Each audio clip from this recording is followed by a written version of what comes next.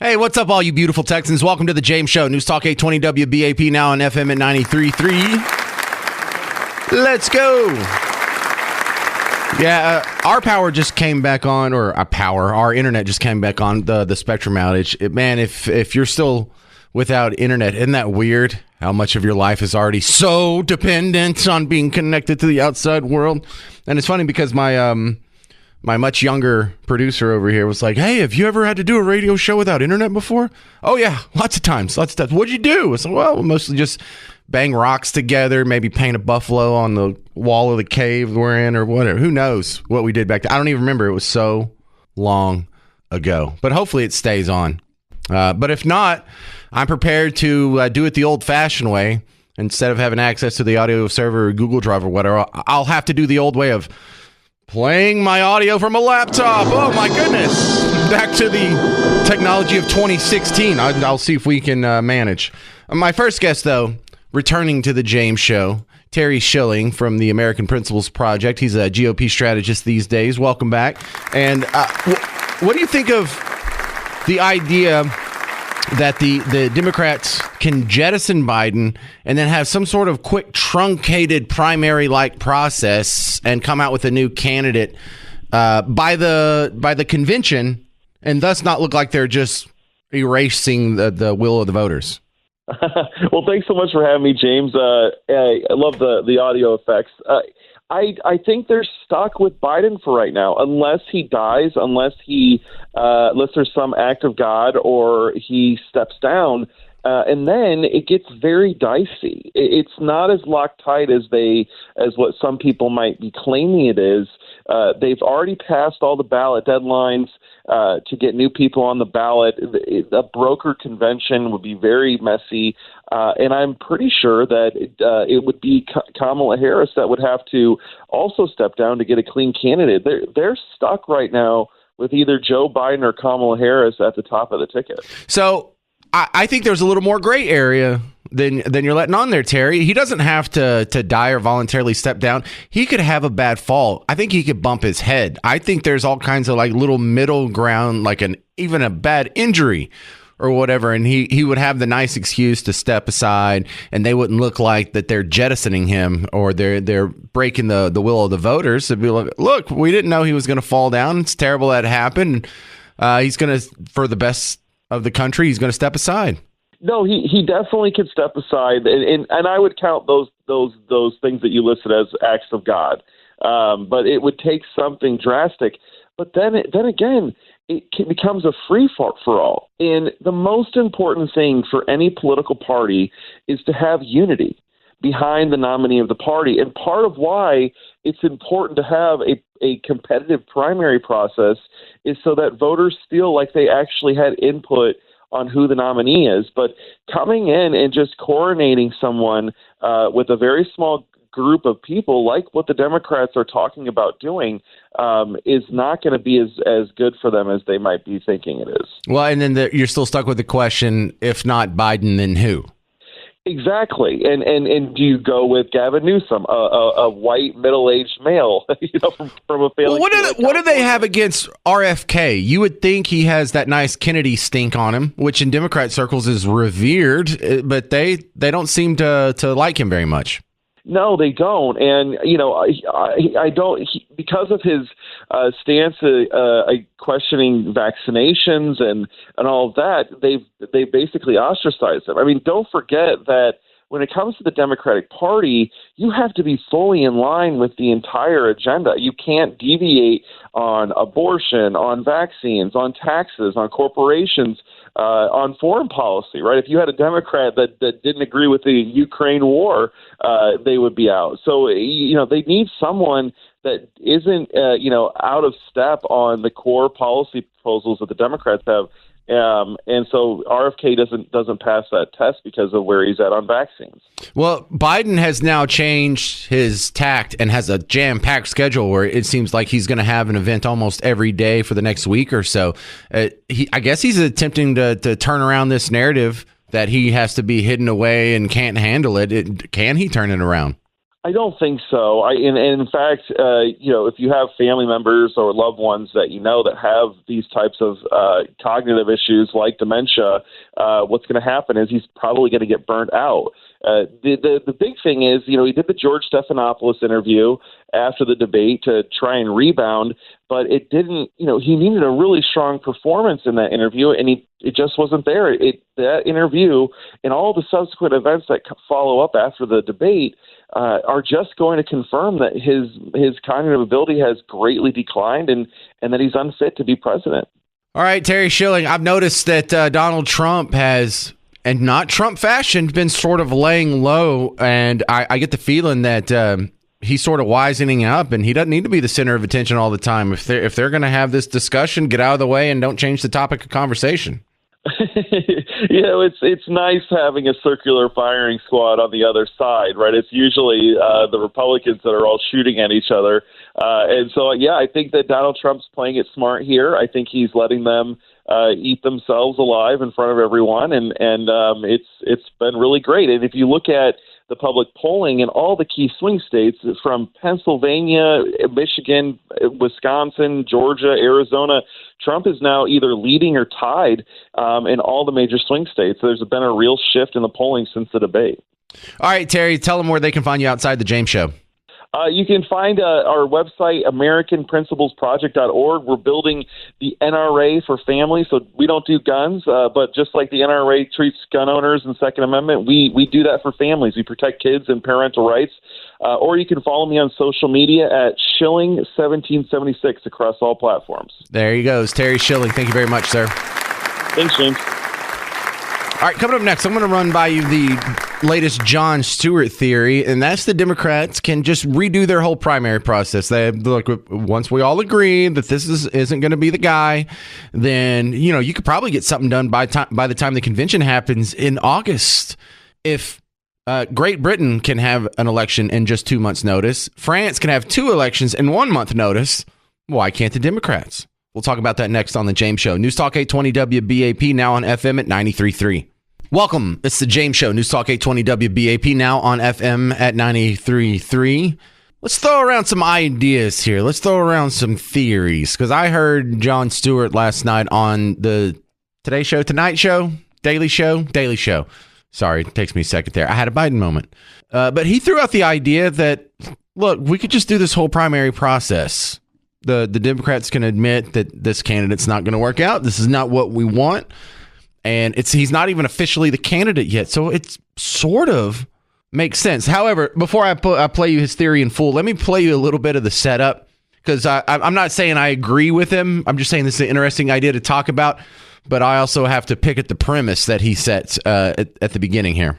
Authoritarianism and Donald Trump aren't the only threats our democracy faces. An arthritic status quo, unable or unwilling to respond in any way to the concerns of voters who just received new and urgent information about their candidate, also erodes confidence and faith in the system of government. Get on board or shut the up is not. All right, first off, he's really good at his job. I mean, round of applause for him being good. And I know he's reading that off a teleprompter. I know all the jokes are pre-written for him, but I've done a similar job, and he's better at this than I am. I can admit that. But one pick there. Is this new and urgent information? Did you really just find out that Joe Biden's been slipping? I mean, did the rest of y'all just find out? And so I was playing you examples of people making fun of him back in 2019 and 2020 when he was repeating some of the same lies that he did back in 1987. But I thought of another one. It was just last year during the Republican primary debates that Vivek Ramaswamy said this, just last year. I also want to close with one message to the Democrat Party. End this farce that Joe Biden is going to be your nominee. We know he's not even the president of the United States. He's a puppet for the managerial class. So have the guts to step up and be honest about who you're actually going to put up so we can have an honest debate. Biden should step aside, end his candidacy now so we can see whether it's Newsom or Michelle Obama or whoever else. All right, just Mr. tell us the truth so we can have an honest debate. And now, if this was... I know, that's a good answer. Well done, Vivek. If that was new information, how did Vivek have it a year ago? How is he already recognizing what's going on here? Is Vivek Ramaswamy, can he tell the future? Is he magic? Is that what he is? So no, not exactly new info here. Because look, I can play you basically almost every week that I've done this show, there has been a Biden slip up. And I just started here January 1st. So the idea that it's new, come on, please. You guys are stuck in this position because either you refuse to admit it, or maybe you just hadn't been exposed to anyone outside of the echo chamber. But there's a big chunk of us who knew and have been saying so for this whole time. So that aside, I want you to hear the rest of his explanation. Now, this is an interesting thing to talk about, because you think they could pull this off? You think they could do it? I don't think he's wrong. If they really wanted to, and if they all agreed, I think they could coalesce around a new person and give Trump a better run at it than Joe Biden's about to. But I want to hear from you on this too. 800-288-9227. 800-288-9227. We might have a robust primary process. But, Wolf, you know the reality. There's 4 months left to the presidential election. 4 months is forever. Britain just held an election in 2 months. France had 2 in 1 month, defeated fascism, and still had time to have an affair with Denmark. Are you telling me, are you coming to my house and saying to my face that the United States of Bruce Springsteen's America can't hold an election better than a French? Is that what you're telling me? It's 4 months. 4 months. It's 119 days. There are contestants on The Bachelor who haven't even met yet that will get married and divorced between now and the election. We have nothing but time. And by the way... All right, that was fantastic. So that's what I want your thoughts on. You think they could pull that off? I think if they really wanted to, they could, but there seems to be a split. Because check this out. AOC came out yesterday, and she said, hey, Biden's our guy. Until further notice, the rest of y'all need to shut up. This is our guy. I have spoken with him extensively. He made clear then, and he has made clear since, that he is in this race. The matter is closed. He had reiterated that this morning. He has reiterated that to the public. Joe Biden is our nominee. He is not leaving this race. He is in this race, and I support him. Now, what I think is critically important right now is that we focus on what it takes to win in November, because he is running against Donald Trump, who is a man with 34 felony convictions that has committed 34 felony crimes, and not a single Republican has asked for Donald Trump to not be the nominee. I'm here to win on this democracy. I'm here to win in November. And what's critically important is what the president, I believe that the president needs to do, and I have communicated this, what the president and the White House should do in order to make sure that we win in November. And that is making sure that we pivot and working and increasingly commit to the issues that are critically important to working people across this country. How are we going to expand Medicare? How are we going to expand Social Security? How are we going to provide relief to people's rent and mortgages? And if we can do that and continue our work on student loans, secure a ceasefire, and bring those dollars back into investing in public policy, then that's how we win in November. That's what I'm committed to, and that's what I want to make sure that we see. But what do you say to members who say they need to see more from the president? Well, that is all up to their own individual, determination. I respect everyone's opinion, but I'm here to make sure that we win in November, and that's my focus. And what about young voters? What about young? Yeah, well, there you have it, y'all. If AOC says it, then who am I to argue with? Look, AOC said Biden's their guy, and if I consider this point, this could be done. So this is the split. This is what I just drew up for you on Team Blue. There's the Jon Stewarts of the world who think, hey, if we're going to lose anyway, we might as well try to pick a new candidate. And I know we can't just have a bunch of party insiders in a cigar-filled room, and I guess it'd be a vape-filled room in the back of the convention just coming out and telling you who the candidate is. Now, throughout history, that's actually how it usually goes. That's the norm. This whole idea that we'll put it up to a public vote, and whoever they tell us, that's who the party just coalesces around. That hasn't always been the case. But Jon Stewart's saying they can do a whole new primary. They can do it. And look, on the timetable he said, France did 2 elections in the course of a month. Well, they have about a month until their convention. So if they could at least like whittle it down or come up with some finalists and maybe have the delegates in the convention be the final vote. I don't know, but I think they still have time if they want to make some changes. Now, I don't know how that's going to affect throughout all the states, like who's going to be on the ballot or if there's enough time or will it have to be a write-in situation. That all sounds like crazy talk because I have a hard time thinking that they won't be able to get that worked out. Just printer error who's going to stop them from changing their mind. I doubt it. But I'm going to talk to you next.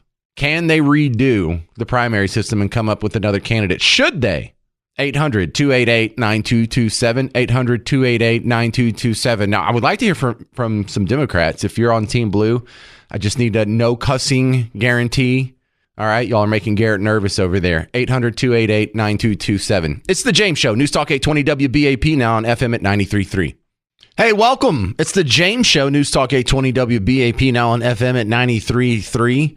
Can President Biden be replaced? Should he be replaced? I mean, if you look at the electoral maps as they stand now, it looks like he's going to lose if they keep on this course. So why not try replacing him? I agree with Jon Stewart. I think you have plenty of time.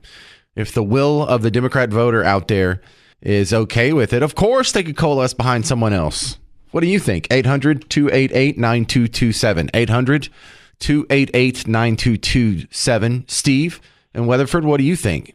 I think Newsom has been Obama's backup plan for Biden for about a year and a half. At the convention, we're probably going to see Newsom, and then to really make Newsom competitive, they'll bring in Michelle Obama as VP, and that's scary.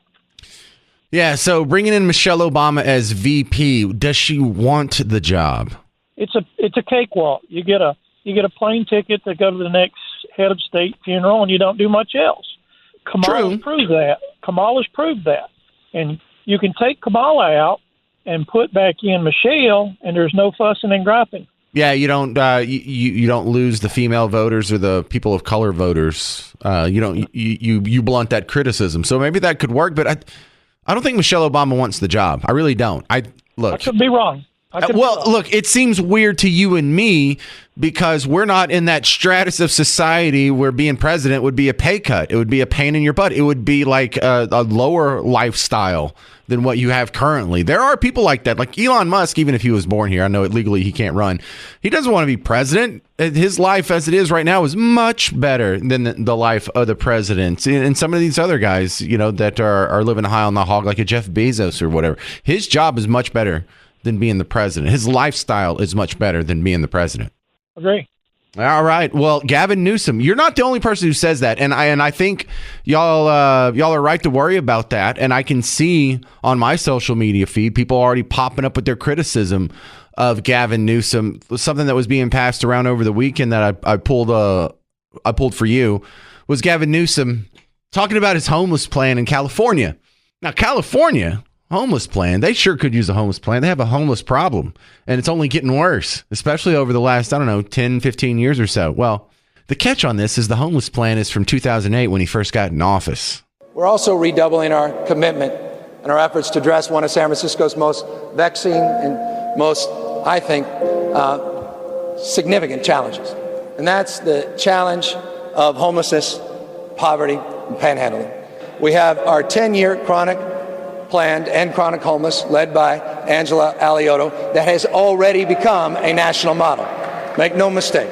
Yeah, with a national model. What a great job he did. And good point bringing it up. Thank you, Stephen Weatherford, for your call. If you want to be next, 800-288-9227, 800-288-WBAP. But if you look at the electoral map, if you take out all the toss-ups, Trump is winning, and it's like not even close. If you go ahead and take the last poll, I'm looking at the Real Clear Politics link here. The Electoral College shakes out right now to 312 for Trump, 226 for Joe Biden. And you're not going to believe this. RFK, nor the Libertarian candidate, nor the Green Party candidate, they didn't get any. Oh, that's so weird. Now, if you want to count the toss-ups right now, this one's a little bit more difficult, but kind of more accurate in a way.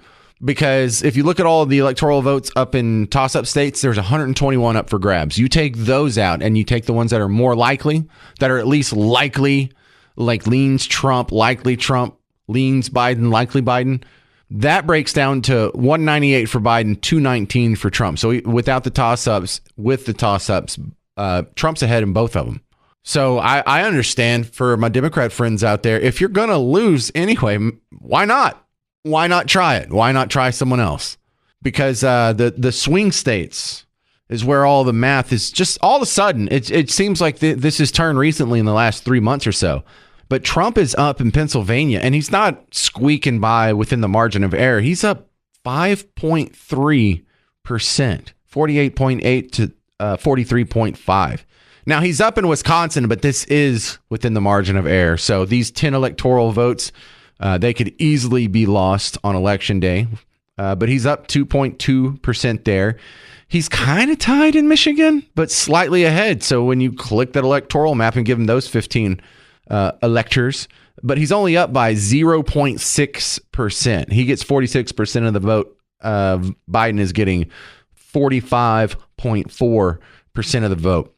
Something else I've noticed in covering presidential elections in the past is people lie a little bit. There's a small group of people that lied. And these are the third party candidates. These are threats that people like to make.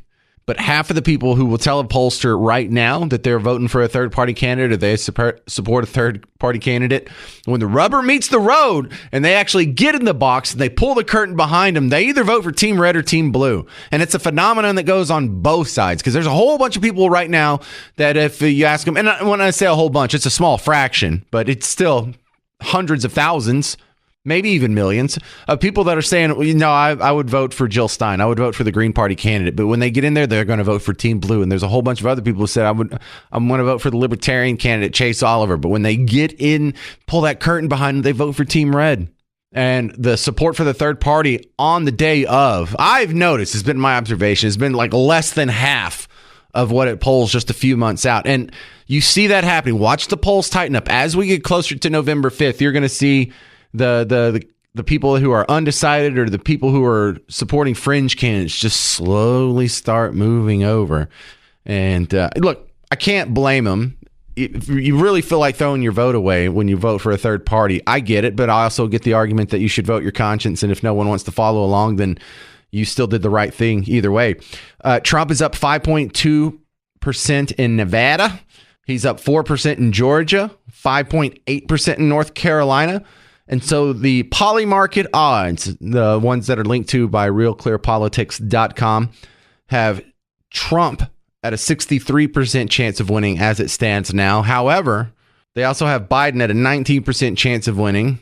Kamala Harris, 10% chance. 800-288-WBAP if you have any comments on this. Coming up next, we'll talk to consultant Lee Richardson. And we're going to talk about these people who insist that your life would be better if you woke up super duper early, like 5 a.m. I think those people are nuts.